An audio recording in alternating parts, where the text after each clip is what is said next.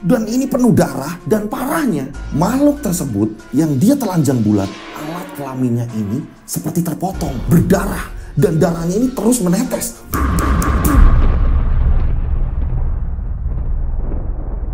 Assalamualaikum warahmatullahi wabarakatuh. Kembali lagi bersama saya Rian Agus Widodo. Apa kabar semuanya? Mudah-mudahan kalian dalam keadaan sehat walafiat. Monggo silakan seperti biasa absen di kolom komentar. Namanya siapa? Kotanya di mana ya kan? Biar saya ini kenal tambah dekat dengan kalian semuanya gitu. Nah, ini ada pemberitahuan juga. Ketika kalian ini sudah masuk di grup WhatsApp ya kan, WhatsApp saya. Ketika kalian ini mendapatkan info tayangan, ini kalian absennya ini di kolom komentar YouTube. Ini akan lebih pengaruh di kolom komentar YouTube. Saya ini akan lebih cepat baca di kolom komentar itu ketimbang di WA. Nah, kasihan juga nih yang ngirim-ngirim cerita akhirnya ketumpuk dari absen kalau di WA gitu. Soalnya puluhan ribu.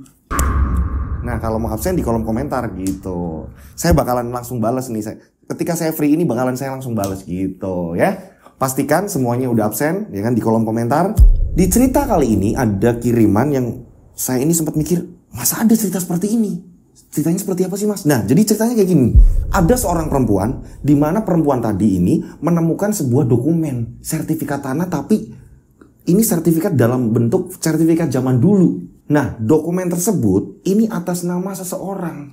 Dan setelah dikulik, ternyata dokumen tersebut ini adalah milik dari kakeknya sendiri. Akan tetapi, perempuan tadi ini nggak ngerti di mana alamat dokumen ini. Tanahnya ada di mana, rumahnya ada di mana. Perempuan tersebut ini nggak ngerti. Hingga pada akhirnya, perempuan tadi melakukan pencarian. Sebelah mana sih rumahnya? Aku mau cari tahu. Ternyata memang jauh sekali. Dan ternyata ketika perempuan tersebut berhasil menemukan rumah ini, ternyata rumah warisan itu bukanlah rumah biasa. Bukan sembarang rumah. Dan rumah tersebut ya kan, ini telah memakan banyak korban. Boom! Di cerita ini awalnya saya mikir sempat kayak, loh kok kayak pernah ada nih. Di film ini ada. Ya kan, hampir mirip nih. Tapi ternyata enggak. Dan di kehidupan nyata ini ternyata ada. Ini saya sesuai dengan pengirim ya. Pengirim ceritanya menceritakan seperti ini. Seperti apa sih ceritanya? Kok ada rumah di situ ternyata banyak makan korban? Kalian sudah penasaran semuanya? Tak perlu lama-lama lagi.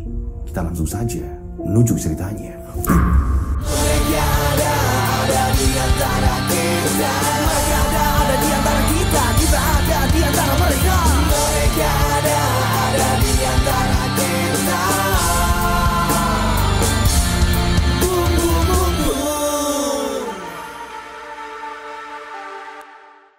Seperti biasa, nama tempat tokoh disamarkan. Kejadian ini sudah lama sekali. Nah, tokoh di sini kita sebut saja namanya Hesti. Hesti ini hidup dengan bapak dan satu adiknya yang masih kelas SMA. Kita sebut saja bapaknya ini namanya Cokro. Dan adiknya ini namanya Ferry. Ibu Hesti ini sudah lama meninggal. Ketika pada saat melahirkan Ferry, ini ibu Hesti nggak kuat. Harus melakukan operasi. Akan tetapi, yang selamat hanya si Ferry, bayinya. Ibunya Hesti ini meninggal. Usia Hesti kurang lebih ini 23-24 gitu. Hesti sendiri ini bekerja sebagai kasir fotokopi. Nah, untuk kebutuhan sehari-hari ini nggak begitu berat. Karena apa? Bapaknya Hesti, ya kan, Pak Cokro, ini mempunyai tabungan. Jadi sebelum dia memutuskan untuk berhenti bekerja, beliau ini menabung. Beliau ini sudah mempersiapkan ketika buat anaknya sekolah. Untuk apa segala macam, beliau seperti itu. Apalagi di sini memang sudah tidak ada istri ya kan, dimanfaatkan untuk menabung untuk anak-anaknya gitu. Berjalannya waktu ya kan, ini kenapa bapaknya ini memilih pensiun dini gitu kan, maksudnya dia nggak bekerja lagi karena bapaknya ini sering sakit-sakitan. Bisa dikatakan ini ada sebuah gen jantung. Jadi bapaknya ini punya penyakit jantung dan nggak bisa dengar kabar yang terlalu berat. Ini yang membuat Hesti juga bilang bapak udah berhenti aja biar Hesti yang kerja. Nah, untungnya bapaknya juga udah ada tabungan. Jadi Hesti tidak begitu berat. Pada suatu ketika bapaknya ini kondisinya udah mulai melemah. Berapa kali masuk rumah sakit dan di sini dokter mengatakan sepertinya bapak tidak akan lama lagi. Ini pun ngomongnya sama Hesti. Tapi Hesti tidak boleh memberitahukan ke bapak. Hesti harus memberi semangat, kata dokternya, beri semangat terus bapak. Jangan beritahu soal yang genting-genting, jangan beritahu yang mengagetkan, hal-hal yang mengagetkan ini jangan. Nah di sini berarti ada edukasi kan. Dimana ketika ada saudara kita yang mereka ini punya penyakit yang sama seperti itu, jangan pernah kita ini membuat mereka ini kayak kaget atau apa segala macam. Harus bisa kita ini pelan-pelan menyampaikan sebuah berita atau apa segala macam kepada orang yang menderita penyakit tersebut gitu. Kita lanjut ceritanya. Pada hari Minggu kebetulan semuanya ini libur. Pada saat itu Pak Cokro ini memanggil Hesti dan si Ferry. Hesti, Ferry, bisa ke kamar gak, Nduk? Akhirnya mereka ke kamar. Iya Pak, Bapak butuh apa Pak? Nah Pak Cokro pun memberikan pesan ke Ferry. Ferry, kamu sing giat. Kamu yang giat belajarnya. Ya, ini kamu sudah SMA. Nanti terserah kamu ke depannya gimana, Bapak udah nyiapin uang. Ya, mau kuliah ya silakan. Mau di rumah atau mau bantu mbakmu atau mau buka usaha apa yang sekiranya bisa dilakukan di rumah, terserah kamu. Dan pesan Bapak, jangan pada berebut warisan ketika Bapak ini udah gak ada.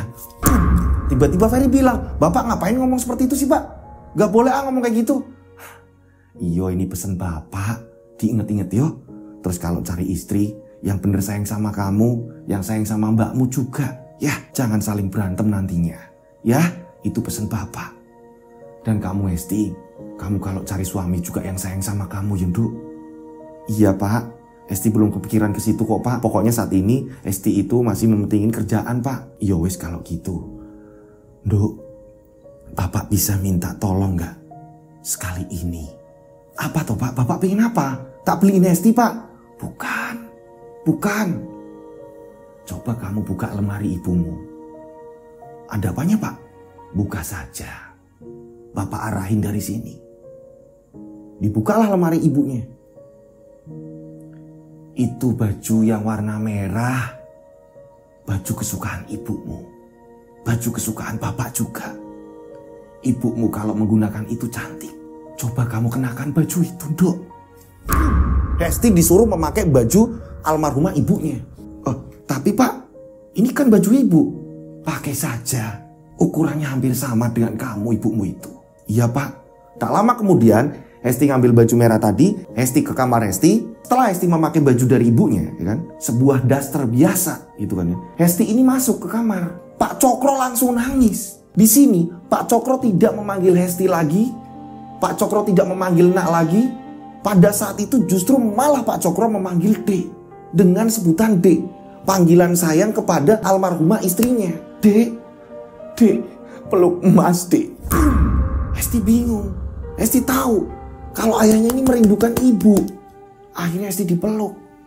Dan gak lama kemudian setelah ayahnya ini meluk Hesti, ayahnya pun bilang, Tunggu mas di sana yuk Dek, sebentar lagi. Tak lama kemudian tiba-tiba ayahnya ini memejamkan mata. Dan ternyata saat itu juga Pak Cokro meninggal. Bapak. Boom. Pak Cokro meninggal, semua nangis. Hesti sama Ferry pada hari Minggu itu nangis. Hesti diminta menggunakan baju ibunya. Dan ternyata itu hari terakhir. Hari terakhir Pak Cokro memeluk Hesti sambil memanggil Dek. Boom. Nah, hingga pada akhirnya rekan-rekan Pak Cokro ini pada datang, tetangga-tetangga pada datang, hingga akhirnya Pak Cokro dimakamkan. Ada pengajian segala macam di rumah itu. Nah, setelah semuanya selesai, Hesti pun bilang sama Ferry, tinggal Mbak sama kamu di rumah ini. Pokoknya kamu ingat pesan Bapak. Sekolah rajin, cari kerjaan, mau buka usaha di rumah boleh. Mumpung rumah kita ini pinggir jalan. Atau kamu mau kerja di mana. Tapi sing bener dan ingat pesannya Bapak. Ketika dapat pacar atau istri atau apa yang sayang sama kamu. Yo, iya Mbak. Ferry juga penurut orangnya. Ferry ini tipikalnya nggak yang aneh neko-neko walaupun dia seorang laki-laki gitu ya. Ini Ferry penurut sekali, sayang sekali sama kakaknya. Kakaknya juga sayang sama Ferry. Hesti ini sayang banget sama Ferry. Berjalannya waktu, pada hari Minggu di mana mereka ini libur, ya kan? Hesti tiba-tiba bilang sama Ferry, kamu mau main nggak hari ini? Atau mau pergi kemana gitu? Enggak Mbak, aku mau di rumah Mbak. Oh ya udah kalau gitu Mbak minta tolong bisa nggak? Apa tuh Mbak? Kita bersih-bersih yuk kamar Bapak Ibu. Semua barang-barang Bapak, barang-barang Ibu kita masukin ke lemari. Biar semuanya tidak bikin sedih kalau kita ini lihat. Iya Mbak, ayo Mbak. Akhirnya semua barang-barang kenangan-kenangan Bapak Ibunya ini dijadikan satu. Ditaruh di sebuah lemari besar. Ya kan? Selain baju-baju atau apa segala macam, ini dimasuk-masukin, album foto segala macam ditata. Nah, pada saat proses natain, di sini ya kan, Hesti nggak sengaja membuka laci yang paling bawah. Ini apa ya, Oleh? Kok seret banget ya pintunya? Coba Leh dibukain. Akhirnya karena memang lemari udah tua gitu kan ya, dibukalah sama si Ferry. Sekuat tenaga nih, gerak. Kebukalah. Ternyata di situ banyak surat-surat. Surat-surat apa ini lah? Nah, di situ tertulis ada akta tanah. Apa ini? Ternyata sertifikat tanah. Dan itu bentuknya zaman dulu. Bingung nih. Atas nama Darmo.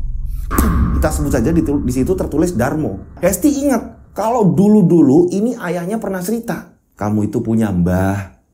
Mbahmu itu dulu namanya Mbah Darmo, tapi udah nggak ada. Hidup di kampung jauh. Dia itu orangnya suka menolong. Kayak kalian ini. Saling membantu dan menolong. Teringat nih di sini. Hesti ingat. Mbah Darmo. Aku ingat. Ini berarti kakek kita. Fer, ini berarti kakek kita, Fer. Lah, iya ya, Mbak. Berarti kita ini masih punya tanah, Fer. Wah, Ferry nggak ngerti kalau itu, Mbak. Bapak pernah ngomong sama Mbak nggak? Nggak pernah sih, Fer. Tapi ini alamatnya sih jauh banget nih, Fer. Ini adanya di daerah lereng, Fer. Jauh banget ini, Fer. Wah, Ferry nggak ngerti, Mbak. Ya wes sih, Mbak. Atau disimpan-simpan dulu, yang penting diambilin dulu, dipilih-pilih. Siapa tahu nanti ada petunjuk apa, Mbak. Oh yo. Akhirnya mereka nata-natain semuanya. Setelah itu dibereskan dan memang yang terpenting adalah itu tadi. Nah, pada saat itu setelah merapikan lemari segala macam, Hesti dan Ferry ini mau mencoba mengganti spray. Ya, diangkatlah kasur nih dengan spray yang baru, kasurnya diangkat. Ketika kasur diangkat, Hesti kaget. Ternyata di bawah kasur ini ada amplop coklat dan di situ tertulis untuk anak-anakku. Ternyata selama ini Pak Cokro juga masih menyimpan uang untuk keperluan anak-anaknya.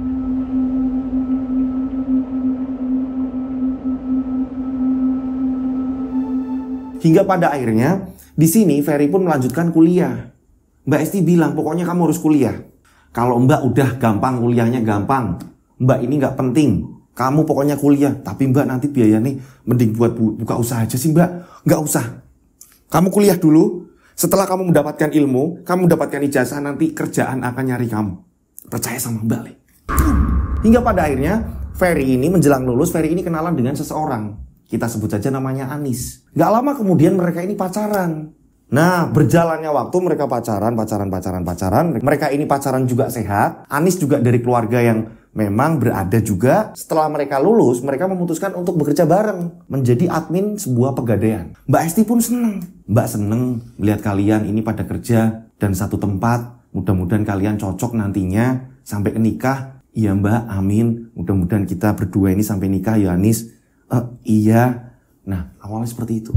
Hingga pada akhirnya mereka 1 tahun di pegadaian, Ferry memutuskan untuk menikah dengan Anis. Karena bapaknya Anis ini memaksa, mendesak. Mereka udah pada kerja, kapan lagi? Dulu bapak ibu ini nikah muda, harusnya kalian juga sama. Mumpung kalian ini udah mapan semua. Agar nanti pas punya anak kalian ini waktu mendidik ini belum terlalu tua.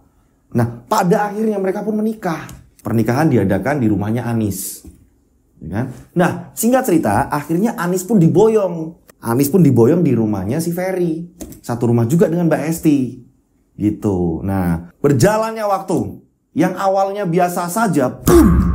Disinilah Anis mulai malas-malasan ketahuan Anis aslinya di rumah seperti apa. Sering sekali, ini yang masakin Mbak Hesti, yang nyuci baju Mbak Hesti. Banyak baju ini tebaran di mana-mana. Baju kotor atau apa segala macam di meja lah, di mana. Mbak Hesti sampai bingung. Ya ampun, cawe itu ngono yo. Masak juga enggak, nyuci juga enggak. Paling enggak ngucapin terima kasih sama mbaknya ini enggak sama sekali. Nah, pada saat itu Mbak Hesti pinter, enggak langsung negur Anis. Di sini Mbak Hesti ngingetin si Ferry. Le, Mbak mau ngomong, mumpung istrimu lagi tidur. Kebetulan ini pada libur gitu kan ya. Siang-siang istrinya lagi tidur. Di sini Mbak Hesti ngomong, Le, Mbak nggak apa-apa, ikhlas nyuciin. Ikhlas masak, ikhlas nyetrika, ngepel orang ini rumahnya kita sendiri kok, Le. Terus kenapa Mbak emang Mbak? Kamu pelan-pelan ajarin Anis nyuci, ajarin Anis masak, ajarin Anis ngepel. Oh, emang selama ini Mbak? selama ini kan Mbak semua, Le. Kalau kalian pulang udah pada capek segala macem, emang Mbak gak gitu juga? Emang Mbak gak capek juga? Mbak kan juga kerja. Oh, Ani selama ini gitu, Mbak. Aku gak ngerti, Mbak. Kadang-kadang aku udah capek duluan, Mbak. Aku udah dari pagi terus pulang-pulang kadang aku masih ngerjain kerjaan terus aku langsung ketiduran, Mbak. Lah yo, itu kamu sampein pelan-pelan. Nah, di sini ternyata ya kan, walaupun Mbak Hesti ini udah menyampaikan kamu pelan-pelan ngomongnya, Ferry ini nyampein ke istrinya ini agak sedikit keras. Terjadi keributan. Kamu loh kalau naruh pakaian ini jangan semrawut. Kasihan kakakku. Terus kamu ini loh, kamu gak pernah ngepel. Kamu gak. Nah. Jadi seperti itu. Boom. Oh, kamu sekarang kayak gitu. Kamu belain kakak kamu ketimbang aku. Iya. Boom. Jadi ribut. Mbak Esti pun akhirnya nengahin. Udah. Ferry, jangan seperti itu. Sama istri itu jangan keras-keras kayak gitu. Tahu nih, Mbak? Tiba-tiba ngomong kayak gitu. Lagian emang Mbak ini gak suka, Mbak, kalau aku ini nitip cucian orang paling berapa baju kok, Mbak? Iya, gak apa-apa. Di sini Mang Hesti sebenarnya kesel, tapi gak pengen berantem di situ. Nah, terus menerus ini terjadi seperti itu. Ferry pun ngamatin. Oh iya, ternyata istrinya seperti ini. Suka-suka hati. Jarang masak, jarang apa segala macem. Akhirnya mereka sering berantem. Ini yang membuat ya kan Mbak Hesti ini kayak kerasa gak enak sendiri. Berjalannya waktu, Mbak Esti ini sering kepikiran. Pada waktu dia jaga di toko fotokopi gitu kan ya. Mbak Esti ini kepikiran. Aku kalau satu rumah terus dengan mereka, aku ini gak enak, risih. Walaupun itu rumah aku juga. Tapi masa iya aku harus ngekos, kan gak lucu. Esti keinget akhirnya. Oh iya ya. Aku kan menemukan akte tanah, akte rumah. Dan itu milik kakekku. Milik kakek aku sama Ferry. Aku harus ngomong sama Ferry. Hingga pada akhirnya di sini Mbak Hesti ini ngomong sama Ferry. Fer, kamu inget gak dengan ini, Fer? Iya, Mbak. Itu akte itu, Mbak. Emang kenapa, Mbak? Mbak pengen tahu ini rumahnya di sebelah mana, terus ini rumahnya kayak apa. Mbak ini pengen ngerti. Nanti kalau udah, Mbak ini bakal jual. Nanti uangnya kita bagi 2. Nanti Mbak akan cariin rumah. Nggak usah Mbak. Udah gini aja. Itu kalau memang ada rumahnya dan memang masih bisa dipakai atau apa segala macam, dijual dan uangnya buat Mbak. Untuk ngebangun rumah lagi, Mbak. Jangan jauh-jauh dari kita, Mbak. Mbak di mana lah? Yang deket lah di mana? Atau Ferry yang nempatin itu terserah Mbak lah pokoknya. Ferry nggak pengen serakah di sini, Mbak. Oh ya wis, Dik. Nanti coba Mbak nyari tahu. Mbak tanya sama teman-teman ini tuh daerah mana? Alamat yang tertera ini. Singkat cerita, setelah mencari tahu di mana keberadaan alamat tersebut, ternyata ini harus ditempuh dengan kereta api. Nah, di sini Hesti memesan kereta. Pada saat itu ya kan, Hesti ini pamitan juga sama bosnya untuk ngambil cuti. Bosnya pun sudah diperjelas sama Hesti bahwa Hesti ini izin untuk mencari tahu akte tanah yang Hesti bakalan urus. Bosnya di sini ngasih izin. Singkat cerita, Hesti pun pesan tiket kereta dan Hesti pun berangkat. Memang harus ditempuh jalur kereta api. Perjalanan yang sangat jauh sekali pada saat itu.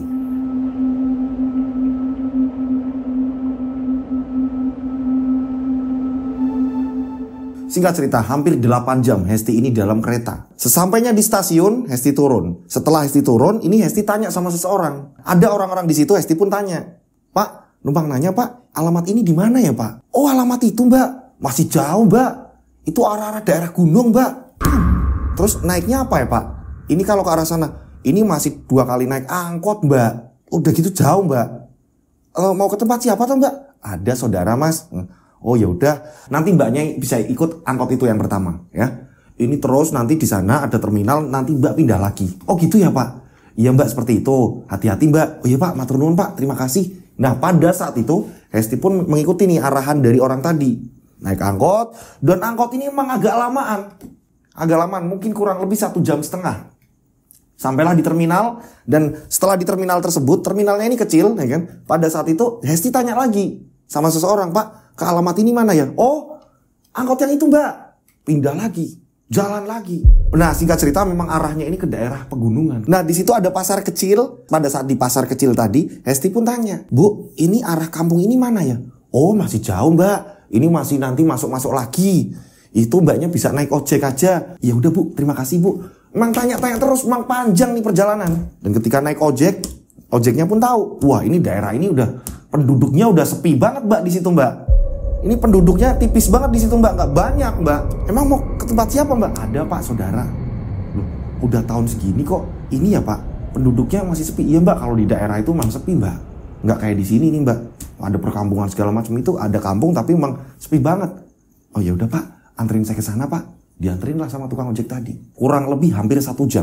Nah setelah sampai, Hesti bingung. Ini mau tanya ke siapa lagi? Hanya ada seorang petani di tengah sawah. Lah, ada petani di tengah sawah. Ini gimana? Dan tempatnya itu memang sejuk. Bener-bener sejuk. Hawanya dingin karena itu daerah lereng. Dan pohon-pohon ini masih besar-besar di situ. Nggak kayak di kota. Udah mulai langka pohon-pohon besar. Saat itu juga, ya kan? Hesti ini, dia turun ke sawah, ya kan? Turun ke sawah, dia ini ke tengah. Dia ke tengah sawah karena pada saat itu ini petaninya ada di tengah. Pak, numpang nanya pak. Pak. Oh iya mbak. Petaninya akhirnya naik. Ada apa ya mbak? Ada yang bisa saya bantu mbak? Mbaknya dari kota toh? Iya pak, saya numpang nanya pak. Bapak tahu alamat ini nggak pak? Ini nama pemilik rumahnya dulunya ini namanya Mbak Darmo. Mbak Darmo ya mbak? Saya anterin ke kelurahan aja ya mbak. Tiba-tiba ini pak petani itu kayak ketakutan mendengar kata-kata Darmo. Saat itu akhirnya ke kelurahan. Sesampainya di kelurahan, ini bertemu dengan Pak Lurahnya. Kita sebut saja namanya Pak Lurah Arif. Pak Lurah, saya mau tanya, ini alamat ini di mana ya? Mbak ini siapanya Mbak Darmo? Saya ini kalau urutannya berarti saya ini cucunya. Oh kalau mbak ini cucunya, berarti mbak ini ketemunya sama mbah saya. Karena mbah saya ini yang tahu mbak.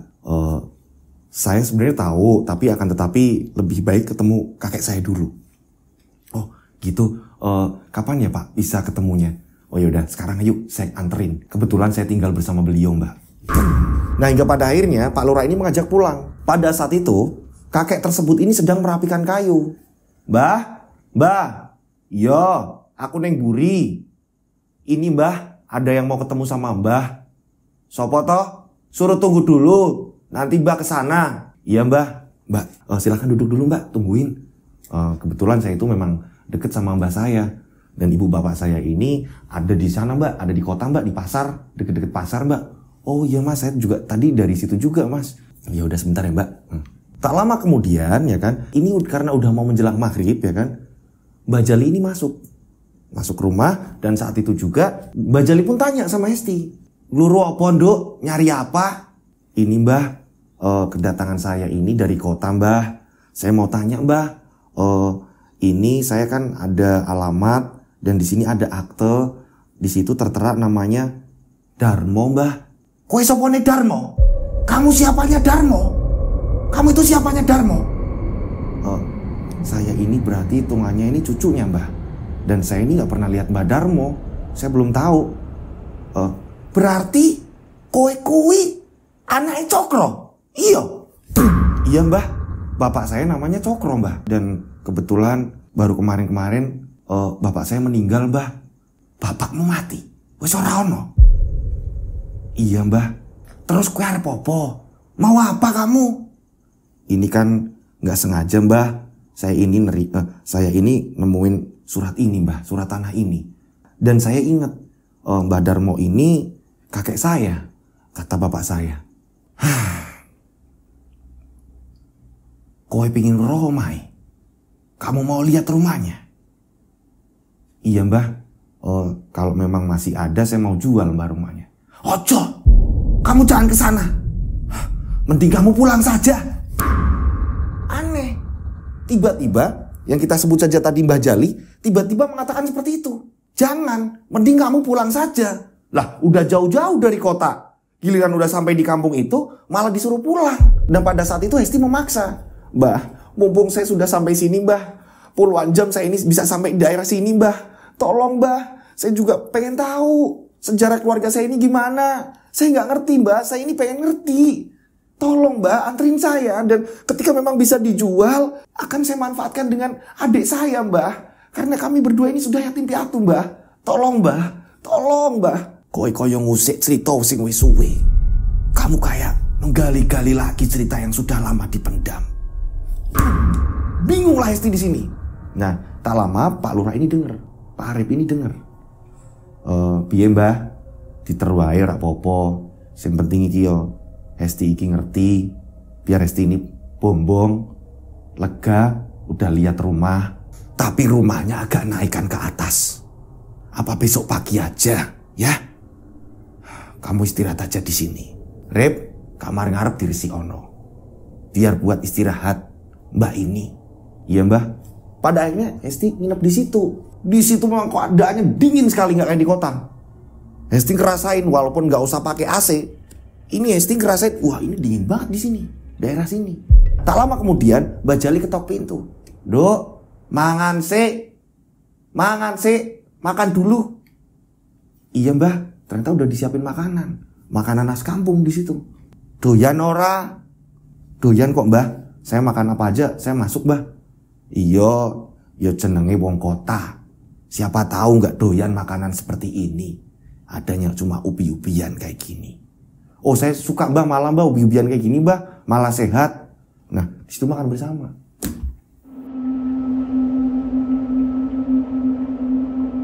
Singkat cerita, keesokan paginya Hesti, Pak Lurah beserta Mbah Jali ini datang menuju ke rumah yang dimaksud, yaitu rumah almarhum Mbah Darmo. Karena Mbah Darmo ini sudah lama meninggal. Bisa dikatakan usia Mbah Darmo ini lebih tua dari Mbah Jali. Saat menuju ke rumah almarhum Mbah Darmo, ini kiri kanan rumah sudah mulai berkurang. Nah, tak lama kemudian jalanan yang mulai menyempit, tiba-tiba Hesti kaget saat Mbah Jali mengacungkan tangannya. Itu rumahnya. Mbah, rumahnya besar sekali dan sudah dipenuhi ilalang. Sudah dipenuhi dengan pohon-pohon besar seperti ini, Mbah. Iya, itu sudah puluhan tahun. Sudahlah, jangan ke situ. Jangan masuk, udah. Tiba-tiba Mbak Jali meneteskan air mata. Bum. Ada apa ini? Mbak, mending kita pulang aja, Mbak. Sesuai arahan dari kakek saya, Mbak. Ayo, Mbak, mari, Mbak. Sebentar, saya kan belum tahu. Saya juga pengen lihat ke dalam. Saya biar tahu, saya ini bagian dari keluarga ini. Mbak, tapi lihat Mbak Jali. Ternyata Mbak Jali sudah belok dan jalan kaki. Hanya mengatakan, balik, Rip, tidak balik. Pulang, Rip, diajak pulang. Mbak, ayo Mbak, kita pulang. Ayo, ini rumah keluarga saya. Dulunya di sini, cikalnya di sini. Ayo Mbak. Dan di situ rumah bener-bener udah tua, tidak berpenghuni, rumahnya besar, bangunannya ini kokoh kuat. Padahal yang lain ini rumahnya ini rumah-rumah kecil. Siapa Mbah Darmo sebenarnya? Saat itu akhirnya mereka pun pulang. Hesti dipaksa pulang, akan tetapi Hesti ini masih menyimpan tanda tanya.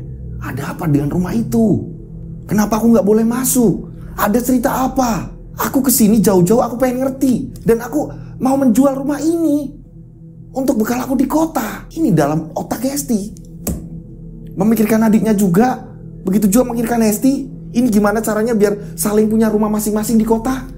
Hesti bingung. Akhirnya Hesti menuruti arahan dari Pak Lurah dan Mbah Jali. Pulanglah ke tempat Mbah Jali lagi. Setelah sesampainya di rumah Mbah Jali pun ngomong sama Rip. Rip, ikut sertifikatnya kan wis ono. Sertifikatnya udah ada. Nanti kalau ada pembeli atau apa, lekas dijual aja. Sudah, biar jadi sejarah. Tiba-tiba seperti itu Mbah Jali. Ada apa ini sebenarnya? Kita lanjut ceritanya. Singkat cerita ya kan, pada siangnya itu kan tadi ngelihat ini pagi nih ya kan. Siangnya Hesti ini dia ini coba keluar rumah, terus dia ini ketemu dengan ibu-ibu. Hesti pengen jalan-jalan dan ketemu dengan ibu-ibu. Pak Lurah juga sudah ke balai desa, ya kan? Saat itu balai desanya di pelosok ini bisa dikatakan kayak kecil gitu ya.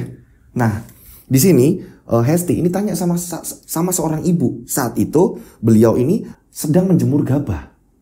Ibu-ibu tuh sedang menjemur gabah. Hesti nyamperin. Bu, numpang nanya. Oh iya Mbak, mbaknya ini yang di tempatnya Mbah Jali ya? Iya Bu, saya mau nanya Bu. Iya Mbak, nanya apa ya Mbak? Saya itu cucunya Mbah Darmo. Mbah Darmo? Iya Mbak. Ada apa ya Mbak? Bu, sebenarnya ada kisah apa sih Bu? tentang rumah Mbah Darmo, Bu. Saya ini nggak pernah lihat mbah saya ini seperti apa. Saya ini putrinya Pak Cokro, Bu. Ibu kenal? Cokro? Iya. Saya tahu. Terus di mana Cokro? Bapak saya sudah meninggal, Bu. Innalillahi wa inna ilaihi raji'un. Bu, kalau boleh tahu, itu rumah itu sebenarnya gimana, Bu, ceritanya? Saya nggak berani cerita. Udah, kamu tanya aja sama Mbak Jali. Kami semua warga di sini nggak berani cerita. Tambah penasaran lagi. Warga di situ aja nggak mau cerita.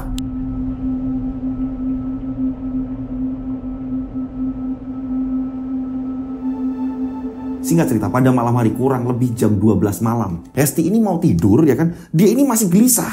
Ini kenapa sih dengan rumah itu kenapa? Terus aku ini harus punya jawaban. Jangan sampai aku pulang juga nggak ngerti apa-apa tentang sejarah rumah ini, dan aku nggak ngerti ini kejualnya kapan. Hesti masih tanda tanya. Gluntung, pindah sana, guling sini, guling sana. Dan nggak lama kemudian tiba-tiba Hesti mendengar suara ada orang teriak-teriak. Wah! Suara apa itu? Dan suara itu berada di kejauhan. Suara apa itu? Kayak ada orang disiksa. Suara apa itu? Hesti pun langsung bangun. Pada saat itu Hesti mendengar di belakang rumah ini seperti ada orang aktivitas membakar sebuah api. Ada siapa? Di belakang rumah ada siapa? Pada saat itu Hesti pun, ya kan, ini Pak Lurah udah tidur nih. Hesti ini ke belakang, ke dapur, dan setelah di dapur ternyata pintu dapur terbuka. Boom! Pada saat itu ternyata Mbah Jali ini membuat sebuah api unggun, dan di situ Mbah Jali mengeluarkan keris.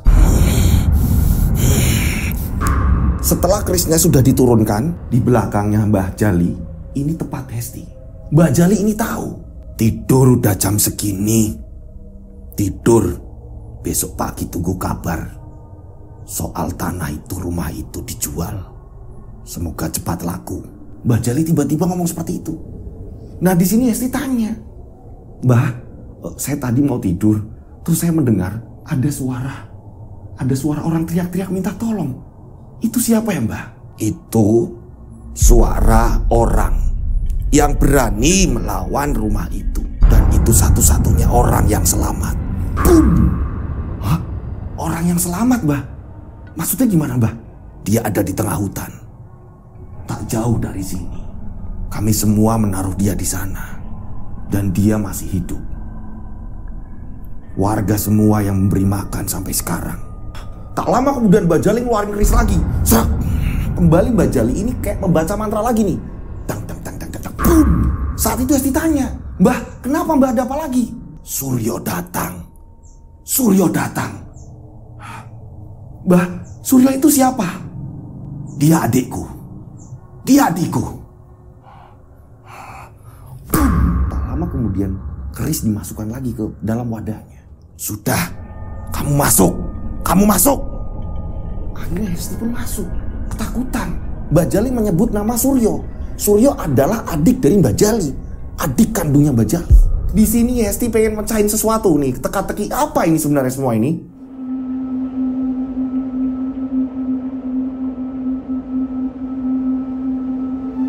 Keesokan harinya, ya kan, ini semua beraktivitas nih. Pak Lurah ini ngomong sama Hesti, Mbak, nanti saya coba tawar-tawarin ke juragan tanah segala macem. Siapa tahu cepet laku ya, doain ya.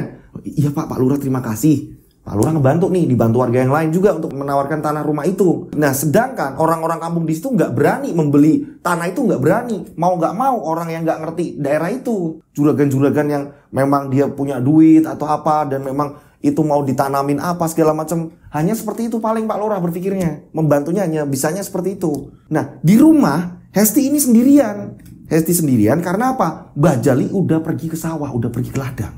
Hesti pada saat itu disuruh sarapan juga sama Pak Lurah sebelumnya, gitu kan. Hesti sarapan. Setelah sarapan, Hesti ini membawa beberapa ubi dimasukin ke tas. Ini Hesti ngapain bawa ubi ini tadi? Ternyata Hesti ini penasaran dengan suara orang yang sedang kesakitan, yang kata Mbah Jali ini ada di tengah hutan di dalam gubuk. Aku harus berani dan aku harus tahu apa ini sebenarnya, ada apa ini semua. Hesti jalan kaki. Wah, Hesti memang gak penakut dia loh.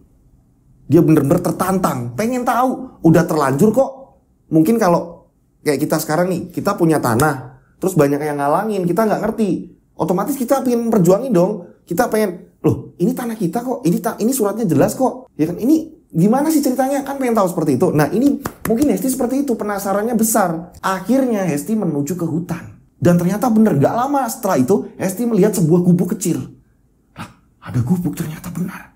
Dan pada saat itu Hesti mendekat ke gubuk itu. Dan ternyata gubuk tersebut ini tidak ada pintunya. Sama sekali tidak ada pintunya. Jadi kayak letter U, kayak kalian pernah lihat kayak saung gitu kan. Cuma tidak ada pintunya.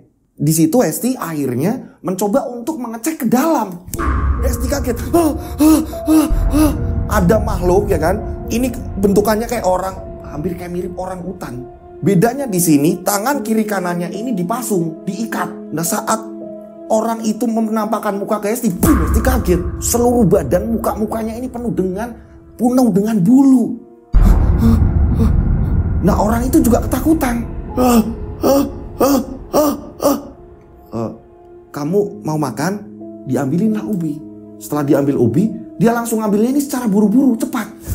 Dia langsung makan, kayak lapar. Kamu tahu Mbah Darmo? Kayak ketakutan. Kamu bisa ngomong? Kamu bisa bicara? Kayak ketakutan. Makhluk itu penuh dengan bulu.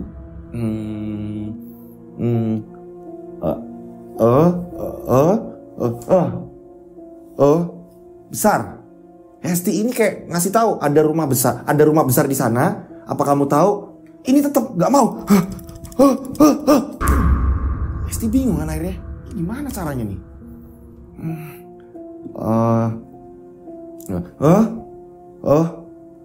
Hesti ngasih tahu. Apakah Mbah Darmo ini adalah seorang pemimpin di kampung ini? Dia ini tetap nggak mau. Putus asa lah si Hesti. Nyarinya kemana lagi sih? Hesti lagi nundukin muka ya kan. Tiba-tiba Hesti melihat bayangan dari belakangnya Hesti nih. Boom, siapa ini? Tiba-tiba ada yang menepuk pundak Hesti. Hesti ketakutan kaget. Setelah Hesti menengok ke belakang, ternyata Mbah Jali. Ojo kuanen. Ngerti? Jangan berani-berani. Pulang. Iya Mbah. Kalau kamu gak nurut sama saya, mending kamu balik ke kota. Saya ini ngusir kamu. Kalau kamu gak nurut. Iya Mbah. Iya Mbah. Mulai. Pulang. Iya Mbah. Akhirnya Hesti pun pulang. Ternyata Mbah Jali ini lihat gerak-gerik dari jauh mungkin. Hesti pun pulang. Nah setelah sesampainya di rumah, Hesti masih mikir lagi. Iya masa iya saya usahanya segini doang? Masa iya saya gak berusaha lagi? Penasaran, Hesti masih penasaran. Oke, ini mumpung siang, terserah nanti saya ini bakal bagaimana segala macam. Pokoknya saya harus nyari tahu. Hesti, ya kan, di sini menyiapkan segala macam. Hesti ke dapur mengambil sebuah pisau, ya kan. Hesti ini menyiapkan tali segala macam, ditaruh di tas. Ya kan? Ketika ada apa-apa, Hesti ini bisa cepat-cepat mungkin melawan atau apa segala macam. Hesti akhirnya memutuskan pada siang itu, kurang lebih jam 1 siang, Hesti ini jalan kaki menuju ke rumah itu. Ada beberapa orang-orang mengingatkan, Mbak, jangan ke sana Mbak. Gak apa-apa Bu. Ada lagi petani lewat. Mbak mau kemana Mbak? Mau ke sini Pak. Hanya di situ kok Pak. Mbak, ingat Mbak, jangan ke sana Mbak. Mbak, semua mengingatkan seperti itu. Nah, pada saat itu akhirnya Hesti sampailah di depan rumah itu. Memang hawa yang benar-benar lain di rumah itu sangat terasa. Bulu kuduk Hesti ini merinding langsung. Hesti mengeluarkan pisau, ya kan? Digenggamlah pisau itu tadi. Pisau tersebut digunakan untuk membelah beberapa ilalang agar Hesti ini bisa masuk ke dalam. Masuklah Hesti. Tibalah Hesti ini berada di teras rumah. Boom! Hesti kaget. Teras rumah yang benar-benar kotor, banyak akar ilalang segala macam di situ. Ada beberapa kursi, yang kursi itu udah lama sekali, dan beberapa kayu-kayu yang udah hancur. Dan di situ Hesti ini melihat ada kepala rusak juga di situ. Setelah itu karena memang rumahnya besar, bangunannya kokoh, Hesti kembali masuk. Cekrek, dan baru Hesti membuka pintu ini roboh. Dengan sendirinya ini kebuka. Pintunya ini roboh langsung. Karena memang udah puluhan tahun. Ya kan? Ditinggalkan udah puluhan tahun. Belum lagi dari zaman pembangunannya. Ini kan berarti udah berpuluh-puluh tahun. Hesti akhirnya masuk ke ruang tamu. Pada saat masuk ke ruang tamu, buset, di situ mulai nyamuk, sarang laba-laba, uas di situ. Ilalangnya itu panjang-panjang, dibelah-belah nih sama Hesti. Serak. Lewat lagi Hesti. Hesti ini mencoba untuk memasuki kamar satu persatu. Dan saat memasuki kamar satu persatu, di situ agak legaan. Ilalang nggak begitu banyak, akan tapi pohon-pohon berakar sudah mulai merambat di dinding-dinding. Saat itu Hesti melihat sebuah foto, tapi ini dalam bentuk lukisan. Tapi Hesti tahu ini foto tapi ini lukisan ini. Nah, beberapa foto tersebut ini ada yang robek. Ini siapa lagi ya? Ini siapa lagi ya? Siapa lagi ini? Terus Hesti menyusuri satu persatu ruangan. Dan tak lama kemudian banyak kelelawar keluar. Ini walaupun siang, suasananya benar-benar mencekam. Setelah Hesti ini di tengah-tengah ruangan yang agak besar ini, jadi di tengah ruangan ini justru ilalang tambah besar, banyak nih. Hesti kebingungan sampai ini lewatnya kemana nih ya? Ilalang menutupi langkah Hesti. Mau nggak mau, Hesti dengan pisau tadi ini membabat lagi nih. Membabat ilalang tadi, serak. Saat Hesti ini membabat, serak, tiba-tiba ini kayak terhenti, kayak ada sebuah pohon besar atau apa. Hesti ini ngayunin lagi, serak, boom. Ilalang kebuka. Dan saat ilalang ini kebuka, ternyata di depan Hesti melihat ada orang ini telanjang bulat dan rambut yang udah acak-acakan. Ini laki-laki tanpa sehelai pun busana nempel. Hesti ini ketakutan. Ini hampir seperti orang yang Hesti temuin di gubuk. Bedanya ini lebih besar dan ini penuh darah. Dan parahnya, makhluk tersebut yang dia telanjang bulat, alat kelaminnya ini seperti terpotong, berdarah. Dan darahnya ini terus menetes. Maaf ya, ini bagian kelaminnya ini terpotong, putus. Dan saat itu makhluk tersebut memperlihatkan mukanya. Dan mukanya ini seram. Boom. Hesti akhirnya ini langsung membalikan badan, dia berusaha untuk lari ke depan. Anehnya bukan pintu utama, bukan pintu depan yang roboh. Hesti ini berusaha pengen keluar. Ternyata Hesti ini justru malah tembusnya ini di dapur. Hesti tersandung, di situ ada batu yang besar. Ini Hesti tersandung, nggak tahu itu batu atau apa. Yang jelas Hesti merasakan kalau itu keras bendanya. Buang! Kepala Hesti membentur tembok. Buang! Hesti pun akhirnya jatuh. Buang! Hesti ketakutan di situ. Nah pada saat itu Hesti bingung. Aku lari keluar, kenapa sampainya di dapur? Dan di situ Hesti melihat banyak gentong-gentong, ya kan?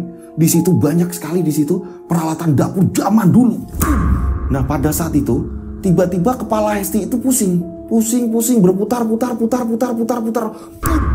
Hesti ini kayak tertidur dibawa ke alam yang zaman dulu. Hesti ini kayak bermimpi. Hesti melihat pada suatu malam hari, ya kan? Tepat di teras rumah itu, ini ada sebuah pisau yang sangat tajam. Malam hari warga di situ ini membawa obor dengan menyaksikan ada seseorang yang memotong alat kelamin. Dan setelah itu, ya kan, ini orang-orang berteriak, wah, potong, wah, terpotong, wah. Tak lama kemudian Hesti ini sadar.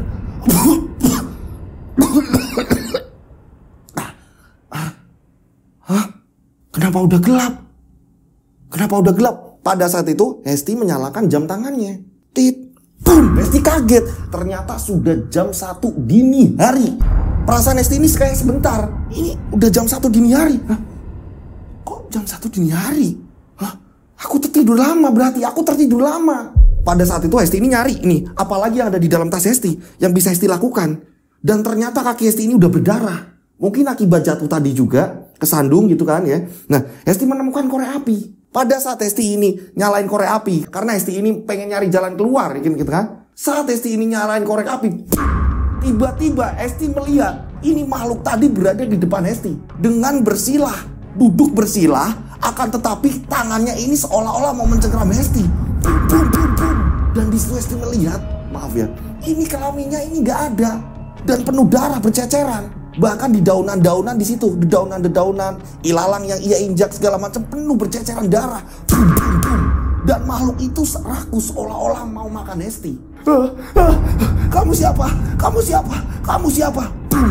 Nah, pada saat itu yang bisa Hesti lakukan hanyalah mendobrak jendela. Karena pintu dapur ini terbuat dari besi. Hesti melihat ini susah, untuk jalan ini susah.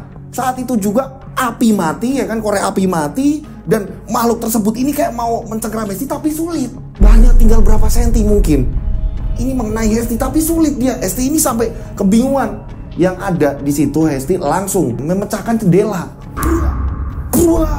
Hesti langsung lompat dari jendela. Hesti keluar, ya kan, Hesti udah berhasil keluar, ilalang yang udah panjang, Hesti terobos aja lari, dan pada saat itu Hesti menabrak. Hesti ini menabrak, buak, Hesti terjatuh. Wes tak kandani ojo mrene. Ternyata ada Mbah Jali. Hesti kaget, Mbah Jali ini ternyata nyari Hesti. Wes tak kandani ojo mrene. Hesti pingsan, kaget, nggak tahu yang ditabrak itu Mbah Jali. Akhirnya Hesti dibawa ke rumahnya Mbah Jali. Setelah Hesti ini dibawa ke tempatnya Mbah Jali, ini Mbah Jali ini berikan air dan Hesti ini tersadar. Saat Hesti sadar, Hesti kaget. Di rumahnya Mbah Jali sudah banyak orang. Ternyata dari siang ini nyari Hesti kemana-mana. Dan ternyata ada beberapa orang yang kayak petani atau segala macam menunjukkan. Oh tadi kayaknya arah ke atas, ke rumah itu. Nah mungkin akhirnya ketemulah di situ. Karena rumah-rumah ini jarang, yang ada hutan, ya kan, sawah, hutan, kiri kanan, kebun segala macam. Dan baru ditemukan. Anehnya Mbah Jali ini ngalamin keanehan. Kowe ora apa-apa, Nok? Kamu gak apa-apa? Gak apa-apa, Mbah. Ini Hesti hanya kesandung aja, ini berdarah. Oh, tapi gak apa-apa sih, Mbah, ini nanti juga kering. Pada saat itu warga ini pada ngomong, ih, kok masih hidup ya? Dia baik-baik saja ya? Loh, kok dia gak apa-apa ya? Warga-warga pada seperti itu semua. Kowe ditulung Darmo. Kowe ditulung Mas Darmo. Tiba-tiba Mbah Jali bilang seperti itu. Kamu ditolong kakekmu. Maksudnya apa sih Mbah? Ini semua aku gak ngerti, Mbah. Saya gak ngerti ini semua kenapa. Saya kesini pengen nyari tahu. Saya pengen jual rumah itu. Saya ini pengen butuh uangnya. Saya pengen di kampung buat rumah adik dan saya. Tolonglah Mbah, saya ini jauh-jauh udah kesini. Saya izin kerja. Mbak tolong, sebenarnya ada apa? Nah orang-orang bilang, Mbak sampean ki beruntung Mbak. Suamiku, bojoku ki lewat ning kono ora sengaja nguyu ning kono, Mbak. Kencing di situ, gak sengaja pulang kerja. Pulang dari sawah loh, Mbak. Suamiku itu meninggal ya, Mbak. Ternyata yang iseng di rumah itu banyak kan meninggal. Dan jarang orang yang berani lewat rumah itu. Dan yang selamat ini hanya satu orang, yaitu salah satu warga yang dipasung tadi. Aku tak izin Darmo. Aku tak izin Darmo. Tak lama kemudian Mbah Jali ngeluarin keris. Mbah Jali ini membaca mantra, nggak tahu yang dibaca apa.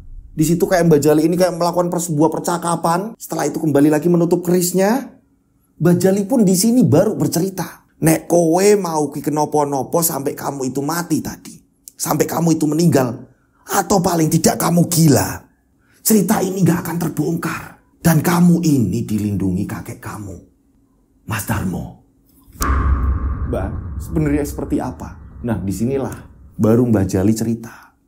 Mas Darmo iku koncoku, teman dekatku, dia kakakku. Dia orang pintar, dia orang sepuh, dia orang yang tahu. Mau gak mau karena di situ mungkin sudah pamit atau apa segala macam, orang dulu seperti itu bisa berinteraksi atau apa, indigo atau gimana ya kan. Ini akhirnya ya kan Mbah Jali ini bercerita kronologinya. Ceritanya baru dimulai. Ini flashback nih ya kan. Jadi ya kan pada zaman dulu Mbah Darmo ini hidup dengan istri dan kedua anaknya. Anak yang pertama bernama Sekar. Anak yang kedua bernama Cokro. Di sini pantas saja ya kan. Ini kenapa bapaknya Hesti tidak pernah bercerita kalau punya kakak perempuan. Tidak pernah bercerita. Hanya bercerita punya kakek namanya Mbah Darmo. Dia orang baik. Hanya seperti itu. Dia udah meninggal. Tapi tidak cerita tentang Kak Sekar. Mbak Sekar ini gak diceritakan. Ternyata Pak Cokro itu punya kakak perempuan bernama Sekar. Anak dari Mbah Darmo dan istrinya Mbah Sumi. Istrinya Mbah Darmo ini namanya Mbah Sumi. Nah Mbah Jali ini bisa dikatakan tangan kanan dari Mbah Darmo. Selisih usianya pun lumayan jauh. Kemanapun ada Mbah Darmo, di situ ada Mbah Jali. Bisa dikatakan dulu sesepuh di situ dan memang menjaga kampung tersebut dari apapun yang mengancam kampung di situ. Sehingga ketika ada yang berbuat jahat di kampung di situ, Ini Mbah Darmo yang turun tangan beserta Mbah Jali. Dan ini bersumpah kepada warganya. Nah, di sini Mbah Jali itu punya seorang adik bontot, adik paling terakhir. Kita sebut saja namanya Suryo. Jadi ketika Esti tadi tanya kan, Mbah siapa yang datang? Itu siapa? Mbah bilang Suryo itu siapa? Adikku. Mbah Jali punya adik bernama Suryo. Nah, di sini Suryo ini belajar ilmu entah di mana gurunya. Pada saat itu ilmunya Suryo ini justru malah ilmu yang sesat. Ilmu hitam yang sesat, yang menyesatkan, yang merugikan banyak orang hanya untuk kepuasan semata Suryo. Sering sekali pada zaman itu Suryo ini membunuh orang. Karakter Suryo ini karakternya ini tamak. Dia haus ilmu akan ilmu hitam. Nah, pada suatu ketika Suryo ini ternyata jatuh cinta pada Sekar. Nah, Sekar pun ya kan, ini mereka sering berjumpa dengan Suryo di sungai. Ketika Sekar ini sedang mencuci pakaian atau apa pada zaman itu, ini Suryo coba mendekatinya dengan memainkan seruling bambunya. Suryo ini pintar memainkan seruling bambu. Ini banyak memanggil burung-burung ini berdatangan. Sekar di sini merasa terhibur dan jatuh cinta kepada Suryo. Akan tetapi hubungan mereka ini ya kan, ini selalu dilarang oleh Mbah Darmo dan Mbah Jali. Mbah Jali ini sering bentrok dengan Suryo. Suryo, sekali lagi, tolong kamu jangan deketi Sekar. Kalau kamu mau dengan ilmumu terserah mana kemana bebas. Tapi jangan di kampung ini. Untung aja kamu itu adikku. Ah, ngomong apa sih sampean mas? Sering berantem. Nah begitu juga Mbah Darmo. Mbah Darmo ini sering memarahi Mbah Jali. Jali tolong kandhanan. Tolong bilangin adikmu. Jangan deketi anakku. Jangan sampai. Iki bisa bahaya. Ini bisa bahaya. Dia itu melakoni ilmu-ilmu yang sesat. Bertentangan dengan kita. Boom. Percintaan antara Suryo ini sering ngumpet-ngumpet nih mereka ini. Mereka pacaran ini ngumpet. Pada saat itu Cokro masih kecil. Cokro ini masih kecil, kurang lebih mungkin usia Cokro 6 atau 7 tahun. Saat itu juga ya kan, ini Sekar malam-malam diculik sama Suryo. Sekar melewat jendela, ya kan? Pada saat itu Sekar ini masuk ke dalam hutan dengan Suryo. Dan disitulah mereka memadu kasih. Boom. Ada pohon besar yang benar-benar pada saat itu katanya pohon itu keramat, di mana Suryo biasa bertapa di situ. Ada bebatuan-bebatuan besar. Suryo bertapa di situ. Dan di tempat itulah Sekar ini memadu kasih, bercinta dengan Suryo. Dan mereka ini apa? Gancet. Mereka ini tidak bisa terlepas. Maaf ya, ini kelaminnya Suryo ini tidak bisa dilepas. Tidak bisa dilepas, lengket. Mereka ini susah payah melepas. Mereka ini kesakitan sampai yang namanya Sekar ini lemas, letih, parah. Teriak-teriak, minta tolong segala macam. Hingga pada akhirnya, kurang lebih pada saat itu, warga sudah mulai beraktivitas ke sawah segala macam. Ada seorang penduduk. Pagi-pagi dia membawa cangkul, dia mau pergi ke sawah. Ini melihat ada aktivitas yang benar-benar ada suara teriak-teriak orang. Kita sebut saja namanya Pak Rois. Pak Rois ini lari ke tempat itu dan kaget melihat mereka dalam keadaan gancet. Saat itu juga Pak Rois ini lari karena tahu itu Suryo dan Sekar. Saat itu Pak Rois ini lari menemui Mbah Jali, ngomong di situ.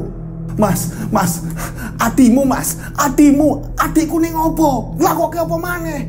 Adikmu gancet karo Sekar, Mas. Bum. Mbah Jali kaget. Nah pada saat itu Mbah Jali ini langsung melihat ke lokasi. Dan saat melihat ke lokasi, ini Suryo mata ini sudah memerah. Dia ini kayak kerasukan setan. Nah si Sekar ini udah mulai gak ada tenaga. Mbah Jali ke rumahnya Mbah Darmo. Mbah Darmo itu masih kebingungan nyari Sekar. Nah saat itu juga Mbah Jali cerita ke Mbah Darmo. Mbah Darmo yang kaget akhirnya bersama warga berbondong-bondong. Jadi berita tadi bocor ke warga. Singkat cerita, akhirnya mereka pun dibawa ke rumahnya Mbah Darmo. Dimasukkan ke dalam rumah Mbah Darmo. Berjam-jam Mbah Darmo dan Mbah Jali di situ. Akan tetapi amukan warga ini tidak bisa dibendung. Katanya Mbah Darmo ini orangnya adil. Siapapun yang berbuat jahat di kampung kita harus kita usir, harus kita musnahkan. Gak peduli itu saudara atau apa. Katanya Mbah Jali itu orang yang bijaksana. Pokoknya siapapun yang berbuat kurang ajar di kampung kita harus kita lawan. pada saat itu ya kan, ini berjam-jam. Anehnya, ini sampai maghrib tak bisa dilepas. Berjam-jam. Mbak Sumi ya kan, istri dari Mbah Darmo ini menenangkan di situ dan dibantu beberapa warga di situ. Nah, dari jendela kecil di sini Cokro melihat. Saat itu Pak Cokro masih kecil. Orang-orang pada nunggu di situ. Semua membawa parang, semua membawa golok, semua. Wah, hingga pada akhirnya sampai jam 8 malam. Warga sudah tidak sabar lagi. Obor-obor sudah mulai dinyalakan. Keluarkan atau rumah ini kita bakar. Percuma Mbah Darmo bilangnya mau melindungi warga sini. Keadilan mana ini wadah? Wah, pada saat ngeri banget saat itu. Akhirnya dalam keadaan yang sudah tidak ada sama sekali tenaga, udah pada lemes semua, mereka berdua dibawa ke teras. Mereka berdua diketain, ditutupin kain. Setelah mereka berdua ini, Sekar dan Suryo ini sudah dihadapkan di warga, barulah warga diam. Tenang, saya ini adil. Akhirnya Mbah Darmo ini mengeluarkan kerisnya. Saya ini pengen adil.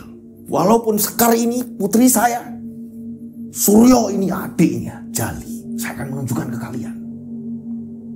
Agar kalian tahu apapun perbuatan yang tidak baik, melanggar, ini harus dihukum. Walaupun itu sanak saudara kita sendiri. Saya ingin adil di depan kalian. Nah, pada saat itu langsung Mbah Darmo ini mengayunkan kerisnya. Dan langsung keris Mbah Darmo tersebut ini membelah kain tersebut. Dan di sini akhirnya, alat kelaminnya Suryo ini terpotong. Wah! Sekar terjatuh. Buah! Suryo pun terjatuh. Buah! Langsung mereka ditutup kain masing-masing. Semua pada bengong. Puas kalian! Puas! Dan di sini Sekar tidak bisa diselamatkan. Sekar meninggal. Sekar meninggal dan tak lama kemudian Suryo pun merenggangkan nyawa. Boom! Meninggal semua dua-duanya. Dan mereka pun dimakamkan. Nah, ternyata 3 hari mereka dimakamkan, hantu Suryo ini gentayangan. Banyak warga ya, ini yang mulai digentayangi si Suryo, diteror si Suryo. Warga berjatuhan meninggal. Orang yang di situ ngotot atau orang yang di situ teriak-teriak, orang yang di situ ngomong bakar atau apa segala macam, ini semua satu persatu meninggal. Ini ada seseorang warga lain gitu kan ya. Ini memang dia ini tahu cerita itu, dia tiba-tiba mengencingi kuburannya si Suryo. Hingga pada akhirnya dia ini gila. Satu-satunya yang hidup itu hanya dia. Yang dimana dia ini ada di hutan, di tengah hutan.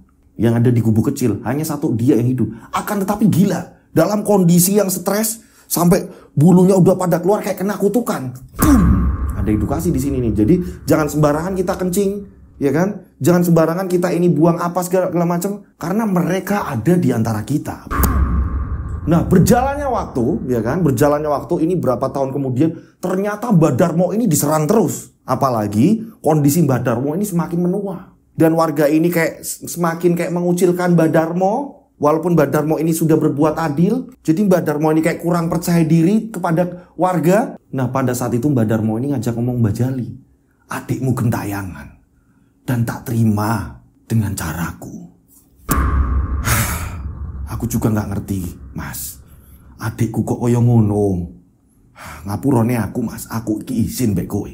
Aku malu sama kamu, Mas. Aku sebagai kakak itu malu. Ini Mbah Jali ngomong sama Mbah Darmo. Singkat cerita, pada akhirnya berjalannya waktu, Mbah Darmo pun meninggal. Jatuh sakit lalu meninggal.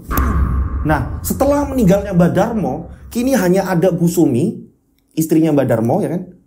Dan Cokro. Saat itu juga mereka ini sering dihantui. Terus-menerus dihantui. Mereka ini sering lari ke tempatnya Mbah Jali. Dan Mbah Jali ini tahu persis ketika Suryo ini mau datang. Ketika Suryo mau datang, Mbah Jali ini membuat sebuah api unggun. Ini seolah-olah memagari agar Suryo tidak mengganggu warga. Itu kenapa pada saat Hesti ini tanya, siapa yang datang? Suryo, adikku. Nah, mereka ini ketakutan. Hidup di rumah itu ketakutan. Antara Bu Sumi dan Cokro ini ketakutan, gak mau hidup di rumah itu. Akhirnya rumah itu kosong. Hingga pada akhirnya Bu Sumi ini sering dimimpikan suaminya, bawa anak kita ke kota, jangan hidup di sini. Sering seperti itu terus menerus. Hingga pada akhirnya Bu Sumi ini berpamitan sama Mbah Jali segala macam, membawa Cokro pergi ke kota. Singkat cerita akhirnya Bu Sumi ini gak lama kemudian menikah, dimakamkan di kota, dan jalannya waktu akhirnya Pak Cokro ini tumbuh dewasa, menikah, dan lahirlah Hesti dan Ferry. Flashbacknya selesai, Hesti kaget setelah mendengar runtutan cerita dari semua itu. Nah, pada akhirnya setelah Hesti ini mendengar semuanya, di situ juga ada Pak Lurah juga kan. Hesti pun berucap, setelah saya mendengar semua cerita ini, saya ikhlaskan. Kapanpun kalau tanah itu laku, saya sumbangkan buat warga di sini sebagai permohonan maaf atas kesalahan keluarga-keluarga sebelum saya. Akhirnya mengucapkan terima kasih warga-warga. Bener-bener tanahnya ini diberikan ke warga. Entah nanti laku atau gimana, mau dibuat apa segala macam, ini untuk warga. Nah, pada saat itu Mbah Jali bilang, sebelum kamu pergi, kamu adalah darah dari Darmo. Kamu darah keturunan Darmo. Kita harus mengadakan selamatan di sini. Hingga pada akhirnya seluruh penduduk warga ini diminta untuk memasak. Per rumah ini disuruh memasak. Di situ selamatan. Berdoa, mereka ini berdoa bersama. Satu kampung ini berdoa bersama di jalanan, sepanjang jalanan kampung itu. Dan setelah itu esokan harinya Hesti pun pamit. Hesti berpamitan, semua warga ini ikut sedih, bersimpati segala macam ya kan. Ternyata masih ada keturunan dari Mbah Darmo yang masih pada hidup, yaitu Hesti dan Ferry yang di kota. Hingga pada akhirnya Hesti pun pulang ke kota. Nah, sesampainya di kota, ya kan, Hesti pun akhirnya menceritakan semuanya ke Ferry. Nah, hingga pada akhirnya Ferry pun bilang, Mbak, jualan rumah ini bagi dua Mbak nggak apa-apa. Ora, nggak apa-apa. Dipakai kamu dulu, nggak apa-apa. Nah, di sini setelah mendengar cerita itu semua, ya kan, berangsur Ferry ini bisa ngatur istrinya menjadi lebih baik lagi. Pelan-pelan caranya Ferry ini pelan-pelan. Hingga pada akhirnya saling bermaafan. Mbak Hesti pun minta maaf kepada si istrinya Ferry, walaupun dia ini lebih muda. Ini membuat Anis juga minta maaf juga. Berjalannya waktu akhirnya Mbak Hesti pun menikah. Dan Mbak Hesti pun punya anak. Dan sesuai rencana Mbak Hesti membangun rumah tak jauh dari rumahnya Ferry. Nah, itu tadi cerita yang benar-benar sangat-sangat menurut saya unik, menyeramkan. Dan saya ini imajinasinya ini saya bangun di tahun itu benar-benar agak susah karena saya nggak lahir di era itu. Di sini ya kan, entah ini cerita fiktif atau ini cerita memang bener nyata ada gitu ya. Di sini kita harus bijaksana karena di sini banyak edukasinya. Kita harus bijaksana, bisa mengambil edukasi yang baik. Banyak pelajaran di cerita tadi. Yang pertama, ya kan, di sini ini mesum aja ini udah dilarang, ya kan? Mesum dilarang ya kan, apalagi belum ada ikatan pernikahan. Nah, belum lagi, apalagi mesum itu dilakukan di tempat-tempat keramat yang kita ini nggak tahu. Ini pasti akan ada efek buruknya. Jangankan di tempat keramat, kalian ini misalkan ya, sebagai tuan rumah, tiba-tiba ada orang asing datang, dia numpang untuk bercinta di depan rumah kalian. Kira-kira bagaimana? Nggak kenal, tiba-tiba datang mereka pacaran di rumah kalian, bercinta di depan rumah kalian. Atau jelonong masuk ke dalam, ke ruang tamu, terus mereka ini bercinta di depan kalian sebagai yang punya rumah, gimana? Nah, ini sama. Penunggu atau apa, leluhur segala macam yang ada di tempat itu, yang merasakan perjuangan mungkin sebelum-sebelumnya. Tempatnya buat seperti itu. Mungkin seperti itu, ya kan? Ini yang menjadikan akhirnya efek buruk menimpa orang-orang yang terlalu lancang. Nah, di sini banyak edukasi. Di sini ada edukasi lagi untuk si Hesti. Mbak Hesti saya salut sekali, dia menjadi seorang kakak yang baik, ya kan? Dia menjadi kakak ipar yang baik, mau menurunkan ego, mau minta maaf terlebih dahulu walaupun ke yang lebih muda, mau membimbing hingga pada akhirnya mereka ini damai. Banyak edukasi di sini. Nah, itu tadi ceritanya, dan mohon maaf kepada pengirim kalau saya ini ada salah-salah kata dalam bercerita. Tapi saya ini salut di cerita kali ini, sangat keren sekali menurut saya. Ini kalau saya banyak uang, terus ya Mas Lutfi saya banyak uang, amin ya Allah. Pengen ini cerita ini dibikin film keren banget pasti. Iya Mas Lutfi. Saya bayangannya malah kayak hampir ini Mas Lutfi pernah lihat apa ya? Ada film layar lebar juga ya kan.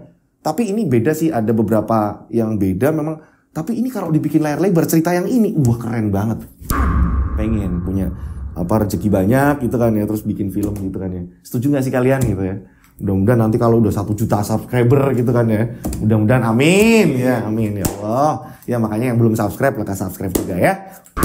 Nah, buat teman-teman ya kan yang ceritanya ini belum dibacakan mohon bersabar ya. Sesuai dengan urutan, dan cerita yang teman-teman udah ngirim dan saya sudah membacakan, saya juga mengucapkan terima kasih. Maaf kalau ada salah-salah kata dalam saya ini bercerita, menyampaikan atau apa, salah penyebutan atau mungkin runtutan ceritanya ini agak gimana gitu, karena kan dari ketikan kalian, saya menentukannya ini dari ketikan kalian gitu. Nah, caranya gimana sih Mas biar Mas Dodo dan tim ini nggak kebingungan ketika menghafal cerita dari kiriman? Nah, caranya seperti ini. Ketika kalian mau kirim cerita, kalian bisa lihat ke layar, dikirim per paragraf atau per kalimat gitu. Sekali lagi, dikirim per paragraf atau per kalimat. Dengan seperti itu saya ini akan paham.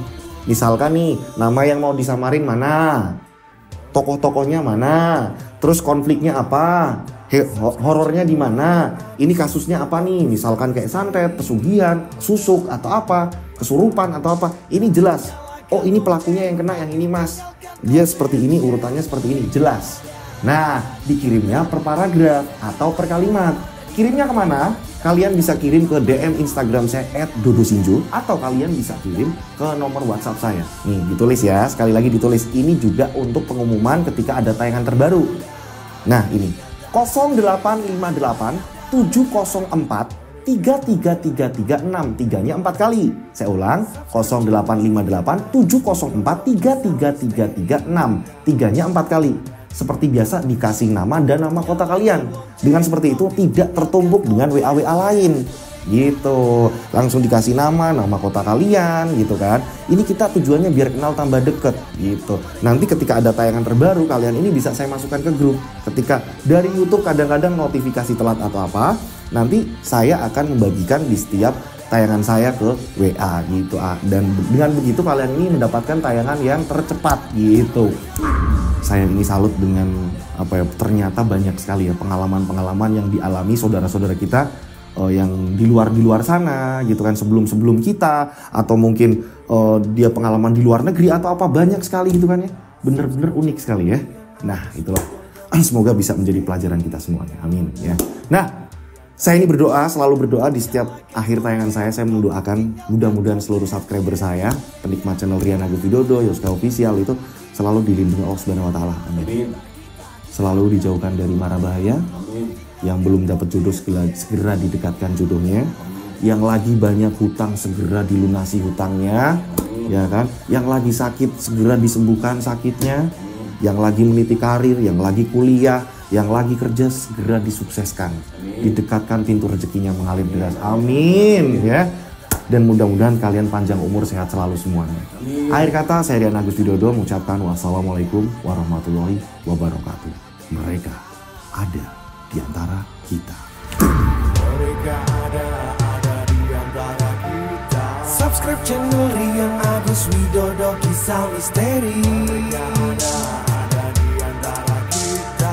Nyalakan lonceng, notif, tinggalkan komen, share. Mereka ada di antara kita. Mereka ada di antara kita. Kita ada di antara mereka. Mereka ada di antara kita. Mereka ada di antara kita. Mereka ada di antara kita. Kita ada di antara mereka. Mereka ada di antara kita.